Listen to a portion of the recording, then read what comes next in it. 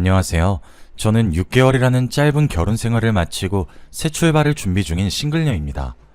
저는 30대 초반에 늦은 나이라는 생각이 들 수도 젊은 나이라고 생각이 들 수도 있는 나이에 결혼을 했습니다.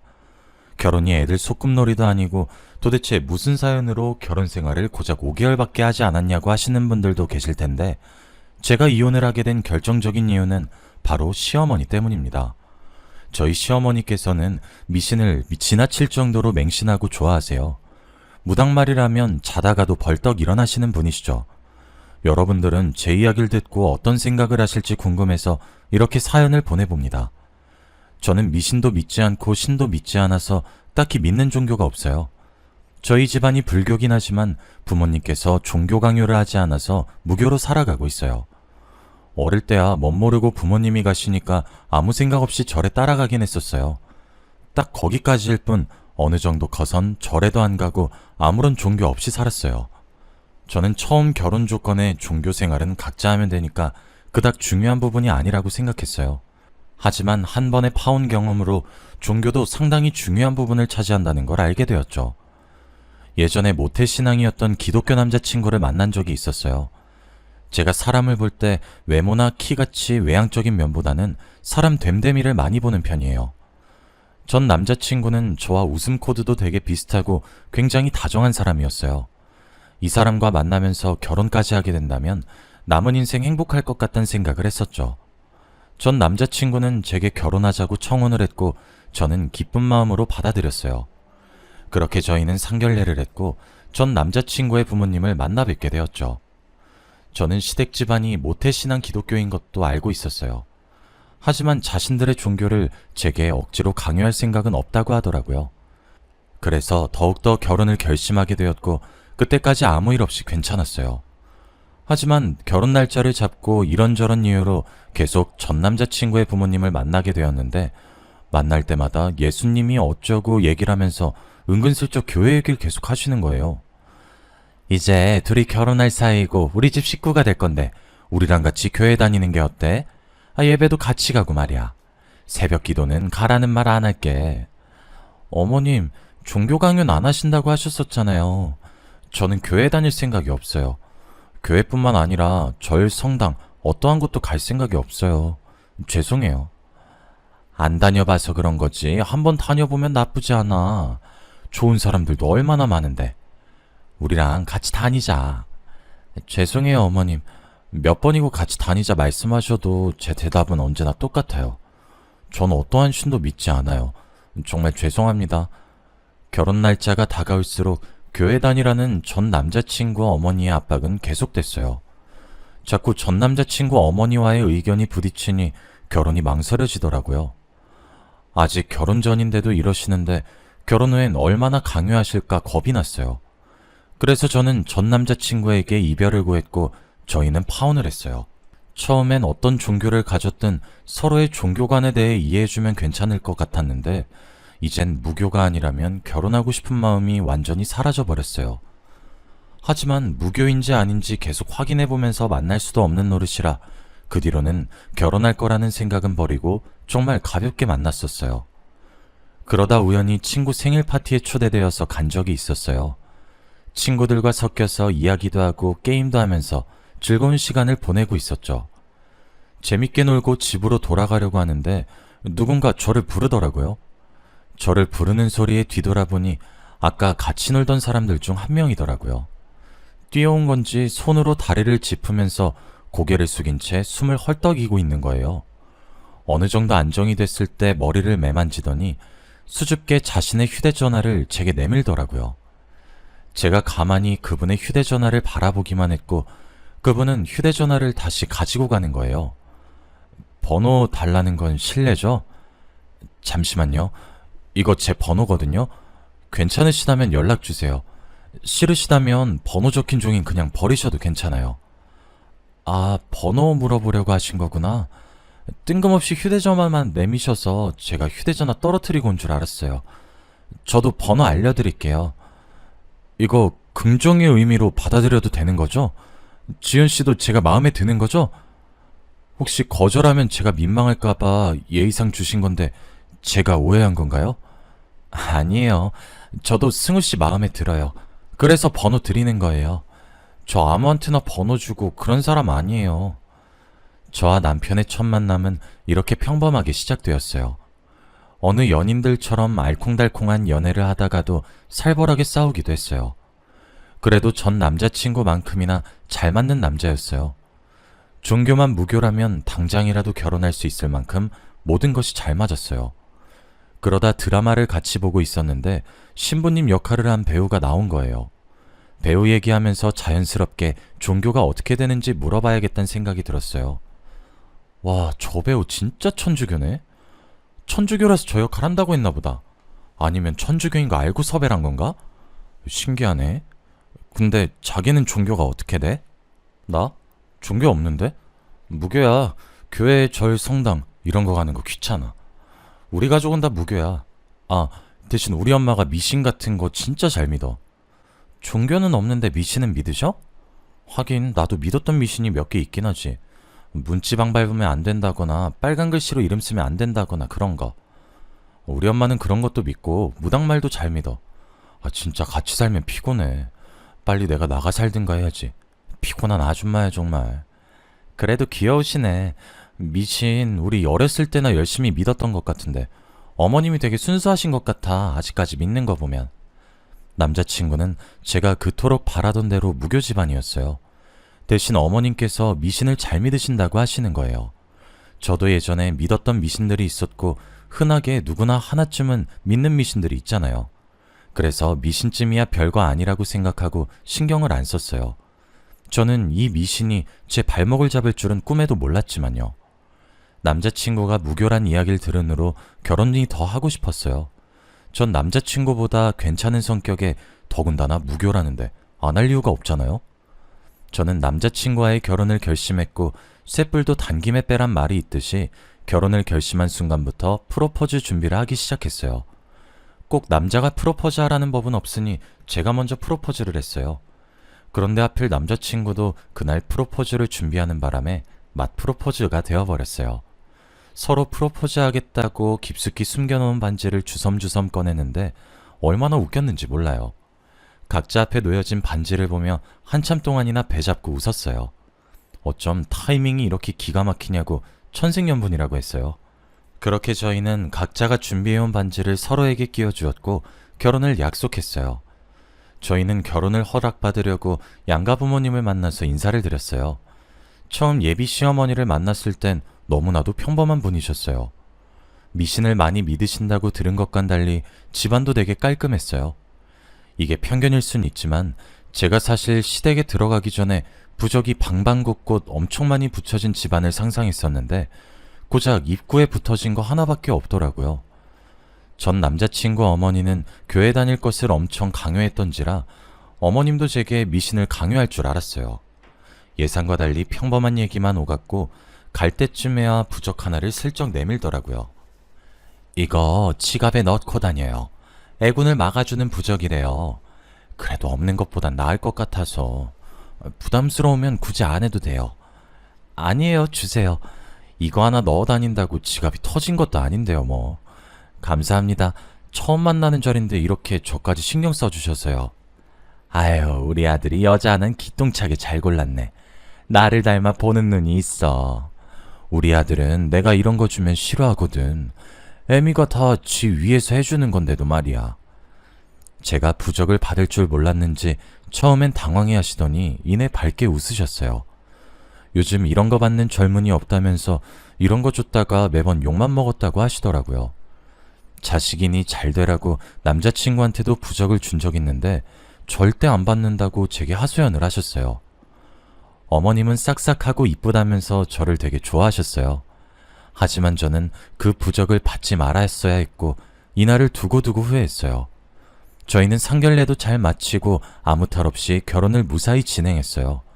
신혼여행을 마치고 신혼집에 들어왔더니 현관문에 부적이 하나 붙여져 있더라고요. 어머님, 현관문에 부적 붙여져 있던데 그거 뭐예요?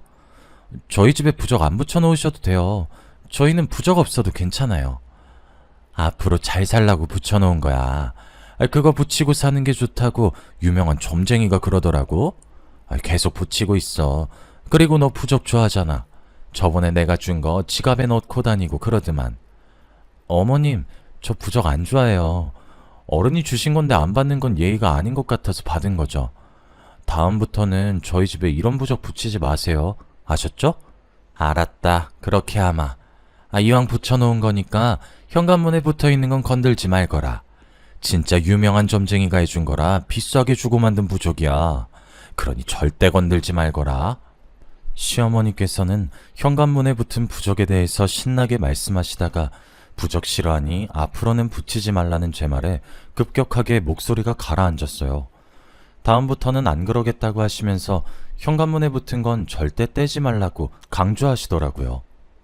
일단 강요하시니까 붙이고는 있는데 저는 잠깐 붙였다가 어느 정도 시간 지나면 떼야겠다고 생각했어요. 시어머니께서는 반찬을 가져다 주신다는 핑계로 신혼집에 자주 들락날락거리셨어요. 아직 다 안 먹었다고 안 오셔도 된다고 했는데도 굳이 오셨어요. 그냥 반찬만 주고 가시면 모르겠는데 계속 이 방 저 방 왔다 갔다 하시면서 기웃거리셨죠. 도대체 뭘 하시는지 모르겠지만 저희 집에 오면 혼자서 엄청 바쁘게 움직이시더라고요. 저는 시어머니가 나온 방에 들어가 봤자 변한 게 없어서 그냥 방 구경하나 싶었어요. 솔직히 저희가 신혼초니까 인테리어가 계속 마음에 안 들면 자주 바꾸거나 물건을 추가하잖아요. 그래서 늘 새로운 마음으로 뭐가 바뀌었는지 보려고 그러시는 줄 알았어요. 정말 4개월까지는 아무것도 모르는 상태로 지냈었어요. 그러다 제가 청소를 한다고 침대 밑에 청소기를 돌렸는데 청소기 입구에 부적이 하나 딸려오는 거예요. 이게 왜 여기서 나오나 싶다가 설마 하는 마음에 납작 엎드려서 침대 밑을 봤어요. 바닥에 아무것도 없어서 제 지갑에서 떨어진 거라고 단정 지으려고 하는데 쎄한 느낌이 드는 거예요. 그래서 그대로 바닥에 엎드린 채로 살짝 시선을 위로 돌렸어요. 저희 침대 밑바닥에 부적이 빼곡하게 여러 장이 붙여져 있는 거예요. 저는 부적을 발견하는 순간 기겁을 하고 손으로 다 떼어냈어요. 안쪽까지 어떻게 붙였는지 모르겠지만 안쪽에도 붙여져 있길래 긴 막대기로 힘들게 뗐어요. 그리고 시어머니께서 갔던 방을 유심히 살펴봤죠. 그러다 제 시선이 옷장에 꽂혔고 곧장 옷장 앞으로 가서 부적이 있는지 살펴보았어요. 걸려있던 옷을 옆으로 미니까 벽면에 숨겨진 부적들이 나타나더라고요. 안 보이는 곳만 골라서 어찌나 잘 숨겨두셨는지 감탄이 나올 정도였어요. 저는 다른 방과 화장실에도 부적들을 찾아내서 다 떼어버렸어요. 남편도 부적을 보고는 이걸 언제 다 붙였냐며 놀라서 말을 잇지 못하더라고요. 저희가 4개월 동안 몰랐다는 것도 웃기고 이 많은 걸 시어머니 혼자 붙였다는 것도 웃겼어요. 그렇게 며칠 뒤 시어머니께서 평소와 똑같이 반찬을 들고 신혼집에 오셨더라고요. 제가 잠시 화장실 간 사이에 오셔서 그동안 방에 부적이 잘 있는지 확인하셨나봐요. 시어머니께서 저를 찾느라 소리를 지르는 게 안방에 있는 화장실까지 다 들리더라고요. 아가, 부적들이 다 없어졌다. 도대체 그 많은 부적이 어디로 갔다니? 어떻게 하나도 안 남기고 싹 사라질 수 있냔 말이야. 설마 너네가 다 떼어버린 건 아니지? 어머님, 그 부적들 저희가 다 갖다 버렸어요. 제가 저번에도 말씀드렸잖아요. 부적 안 좋아한다고 붙이지 마시라고요. 전에 안 붙이시기로 얘기 끝났잖아요. 아니, 그 많은 것을 다 갖다 버렸단 말이야? 그게 돈이 얼마짜린데 갖다 버리길. 내가 진짜 못 살아. 부적을 찾으시길래 다 버렸다고 하니 시어머니는 그걸 왜 버리냐고 화를 내셨어요. 얼굴이 붉어지고 목에 핏대까지 세우면서 화를 내시는 거예요. 처음 보는 시어머니의 화난 모습에 저는 고장난 것처럼 아무것도 할 수가 없었어요. 남편도 그런 시어머니께 제발 그만하라고 적당히 하라면서 같이 화를 내더라고요. 저는 아무 말도 못했고 남편과 시어머니는 부적 하나 때문에 피 튀기며 싸웠어요. 한참을 싸우다가 시어머니께서는 가방을 챙겨들고 집을 나가더라고요. 제가 시어머니를 따라 나서려고 하니 남편이 저를 잡는 거예요. 또 온 집안 방방곳곳에 부적들을 붙인 채로 지내고 싶냐면서요. 당신 어머니 따라 나가지 마. 또 온 집안에 부적들 붙이면서 지내고 싶어? 당신 지금 어머니 따라 나가면 다시 그 많은 부적들 제자리로 돌아갈 거야. 그건 싫지만 어머니 저러고 나가서 사고라도 당하면 어떡해. 평상시에도 왔다 갔다 잘하셨는데 뭘. 신경 쓰지 마. 나는 다신 부적이랑 가까이 하고 싶지 않아. 꼴도 보기 싫어. 우리가 이 정도까지 했는데 어머니께서 또 부적 들고 오시진 않겠지? 느낌이 안 좋아. 어머니 나중에 다시 부적 들고 나타나실 것 같아. 헤이, 이렇게까지 했는데 또 부적 들고 오신다고? 아닐 거야. 나 그럼 어머니한테 진짜 화낼 거야. 오늘보다 더 심하게 할 거야. 시어머니께서 그렇게 나간 뒤로 저는 마음 한켠이 불안했어요. 언젠간 다시 양손에 부적을 가득 들고 있는 시어머니가 저희 집에 올 것만 같았거든요. 제가 계속 불안해해서 그런지 시어머니랑 싸우고 며칠 뒤부터 악몽도 꾸기 시작하는 거예요. 누군가가 무기가 될 만한 것들을 손에 들고 저를 뒤쫓아온다거나 제가 누군가에게 발각되지 않게 도망가서 숨는다거나 하는 악몽을 많이 꿨어요. 한 번은 가위에 눌린 것 마냥 아무것도 움직일 수가 없었고 말을 할 수도 없었어요. 몇 번이나 악몽에 시달리니까 기력이 쇠약해지더라고요. 친정어머니도 제 몰골을 보시더니 놀라서 보약을 지어주셨는데 아무리 기력에 좋은 음식을 먹어도 날이 갈수록 몸이 더 안 좋아졌어요. 남편은 혹시나 제가 병이라도 걸린 게 아닌지 엄청 걱정을 하더라고요. 병원에 가보는 거 어떠냐고 하는데 그 정도는 아니라고 병원에 가지 않았거든요. 그런데 갈수록 몸이 말라가고 힘도 쫙 빠지는 거예요. 진짜 병이라도 있나 싶어서 병원에 가봤더니 아무 이상이 없다고 하더라고요. 의사 선생님도 저를 보고 아무 병 없는 게 오히려 이상하다고 할 지경이었어요. 도대체 뭐가 문제인지 도통 모르겠더라고요.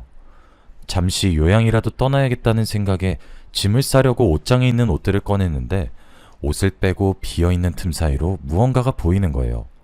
설마 하는 마음에 저번처럼 옷을 한쪽으로 밀었는데 또 부적이 나오는 거예요. 부적이 보이자마자 미친 사람처럼 온 집안을 헤집고 다녔어요. 저번이랑 똑같은 위치로 안방 침대 밑바닥에도 부적이 다닥다닥 붙어 있더라고요. 저는 집안에 붙어 있던 부적들을 찾아내서 모조리 다 떼어냈어요. 그리고 바로 시어머니께 전화를 했어요. 어머님, 도대체 이 부적들은 또 언제 붙이신 거예요? 도대체 왜 계속 붙이시는 거예요? 한동안 저희 집 안 오셨잖아요.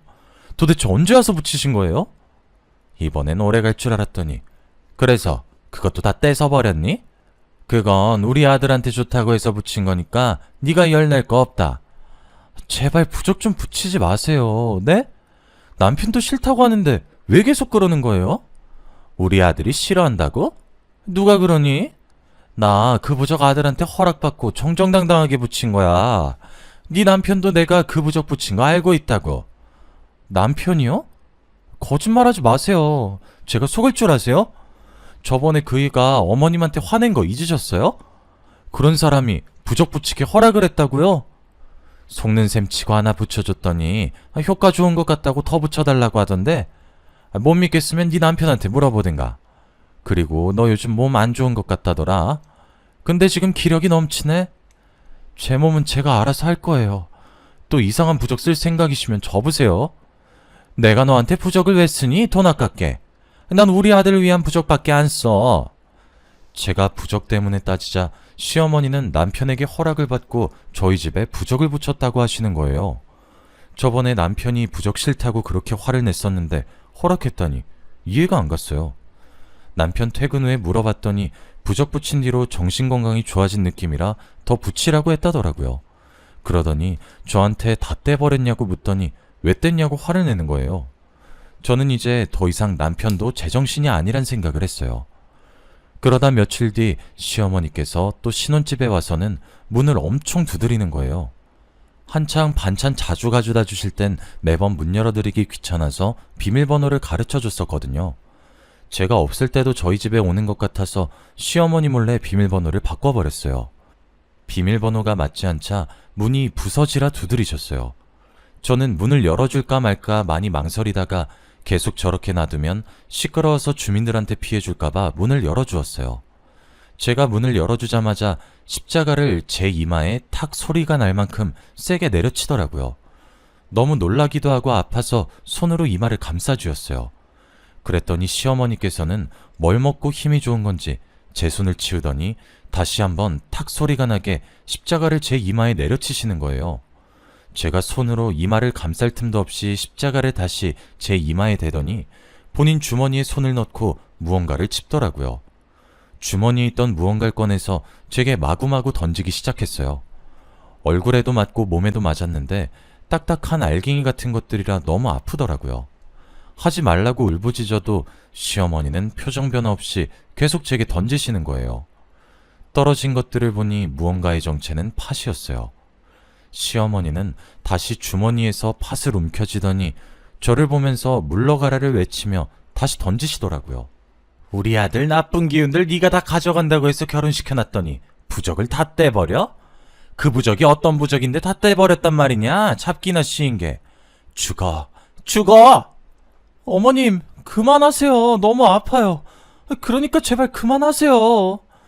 네 꼴을 보아하니 역시 부적이 효과가 있었던 거야. 돈을 들인 보람이 있어. 우리 집안 망치는 이 흉물. 너는 우리 아들 애빠지. 그 이상도 그 이하도 아니야. 시어머니는 무섭도록 싸늘한 표정을 하고 혼자서 무어라 중얼거렸어요. 그러더니 대뜸 죽으라고 소리치더니 다시 중얼중얼 거리더라고요. 자세히 들어보니 점쟁이가 남편이 저와 결혼하면 제가 나쁜 기운을 다 빨아들여서 남편의 기력이 좋아진다고 했나봐요. 그래서 저와의 결혼을 허락했다는 거예요.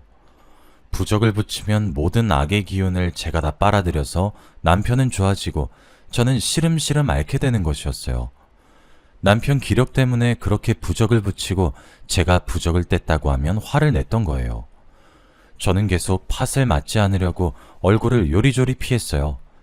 시어머니는 제가 계속 안 맞으려고 피하니까 못 움직이게 제 머리채를 잡는 거예요. 계속해서 발버둥 치고 있는데 딱 마침 남편이 퇴근을 하고 집에 들어오더라고요. 저는 남편이 이 모습을 보면 시어머니를 말려줄 거라고 생각했어요. 하지만 말려주긴커녕 제 양팔을 잡고 시어머니가 팥을 던지기 쉽게 만들어주더라고요.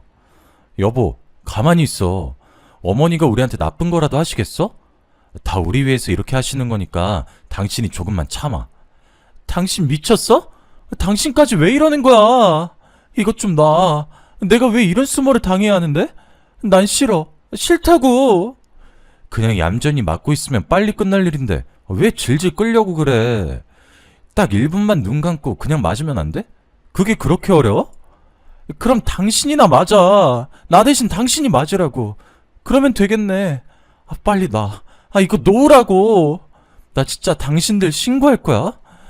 시어머니의 눈은 이미 미친 사람처럼 제정신이 아닌 듯해 보였고 남편도 미신 같은 건 절대 안 믿을 줄 알았는데 동참을 하고 있더라고요. 자기도 저처럼 미신 같은 거 안 믿는 사람이지 않았냐면서 그런데 이번에 부적 효과 제대로 봤다면서 저도 속는 셈 치고 가만히 있어 보라는 거예요. 저는 계속 발버둥 치다가 발꿈치로 남편의 발등을 있는 힘껏 세게 내려 찍었어요. 남편은 저를 잡고 있던 손을 놓고 자기의 발등을 감싸주었어요. 저는 그 틈에 아무것도 챙기지 못하고 그대로 집에서 도망 나왔어요. 갈 곳이 없어서 친정으로 왔고 저는 부모님께 제가 당했던 것을 말씀드렸어요. 네가 여긴 어쩐 일로? 근데 너 꼴이 그게 뭐야? 무슨 일 있었던 거야? 어머, 신발도 없이 너 맨발로 여기까지 온 거야? 엄마, 나 이혼할 거야. 도저히 못 살겠어. 내가 방금 뭔 짓을 당하고 온 줄 알아? 여기 머리카락에 팥 붙은 거 보이지? 나 시어머니한테 팥 맞았어. 팥? 아니 네가 팥을 왜 맞아? 울지 말고 무슨 일 있었는지 엄마한테 다 얘기해봐. 1년을 산 것도 아니고 이제 결혼한 지 6개월밖에 안 됐는데 왜 이혼을 한다는 거야?